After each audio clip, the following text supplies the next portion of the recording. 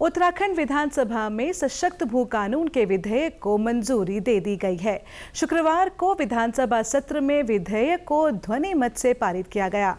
मुख्यमंत्री पुष्कर सिंह धामी ने कहा कि इससे प्रदेश में भूमि प्रबंधन बेहतर होगा और भू माफिया पर लगाम लग सकेगी।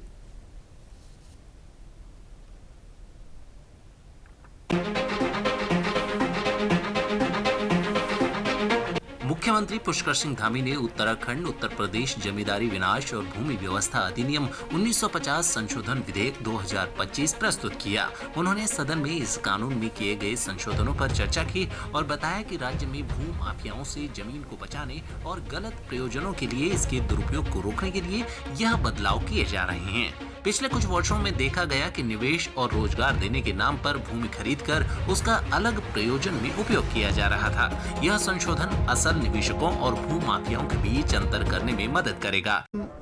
राज्यवासियों की बहुत लंबे समय से जन भावनाओं के अनुरूप मांग रही है और उन जन भावनाओं के अनुरूप हमने भू कानून को यहाँ प्रस्तुत किया। विधानसभा ने उसको पारित कर दिया है।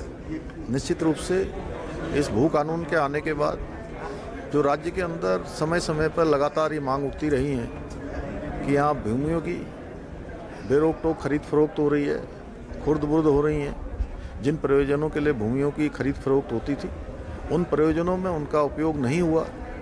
ऐसी जितनी भी भूमियाँ हैं, जितने प्रकार के भी ऐसे प्रकरण आए हैं, उन सभी प्रकरणों पर कार्रवाई गतिमान है।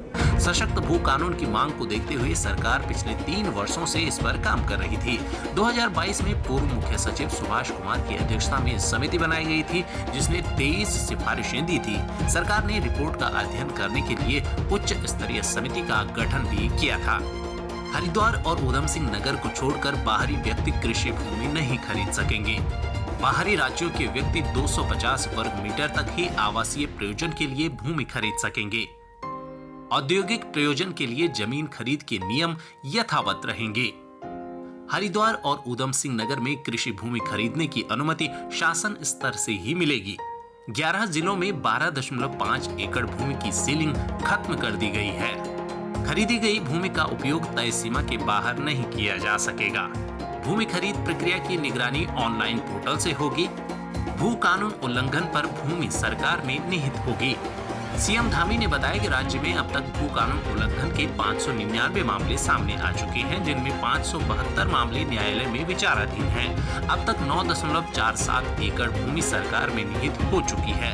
राज्य में भू कानून को मजबूत करने के लिए यह ऐतिहासिक फैसला लिया गया है। इससे असली निवेशकों को प्रोत्साहन मिलेगा और अवैध कब्जों पर रोक लगेगी। माननीय मुख्यमंत्री जी को और समस्त कैबिनेट के सहयोगियों का और हमारी भारतीय जनता पार्टी की सरकार का बहुत बहुत धन्यवाद करता हूं और बधाई देता हूं उत्तराखंड की देवतुल्य जनता को, जो भू कानून को लेके काफ़ी टाइम से आंदोलित भी थी और कहीं ना कहीं नाराज़ भी थी।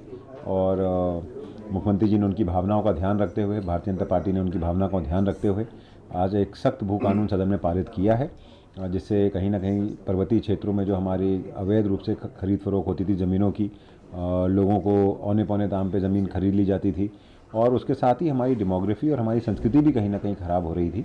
उसको ये सब चीज़ों को देखते हुए माननीय मुख्यमंत्री जी ने और सदन ने आज उसको पारित किया। मैं सबको बहुत बहुत बधाई देता हूँ। सरकार को यह सुनिश्चित करना होगा कि यह कानून आम जनता के हित में हो और केवल बड़े उद्योगपतियों को फायदा पहुँचाने का जरिया न बने। इसमें लिखा है कि नगर निगम, नगर पंचायत, नगर पालिका परिषद, छावनी परिषद क्षेत्रों की सीमा के अंतर्गत आने वाले और समय समय पर सम्मिलित किए जा सकने वाले क्षेत्रों को छोड़कर यह संपूर्ण उत्तराखंड राज्य में लागू होगा। यानी ये एक बैकडोर एंट्री खोल दी बड़े इन्वेस्टर के लिए।